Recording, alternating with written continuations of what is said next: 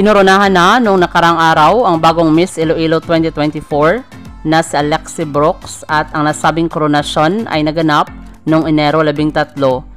Tinalo ng Filipino-American at atleta ang 14 na kandidata mula sa iba't ibang panig ng Iloilo at ginanap ito sa West Visayas State University Cultural Center sa La Paz, Iloilo City. Maraming Pinoy pageant fans ang namangha sa kanyang sagot during sa final question and answer ng nasabing competition na kung saan napahanga din niya ang mga selection committee sa gabing iyon. Napansin din ng mga fans na magkahawig sila ng dating Miss Universe 2019 na si Zuzibene Tonzi sa lakad at aurahan.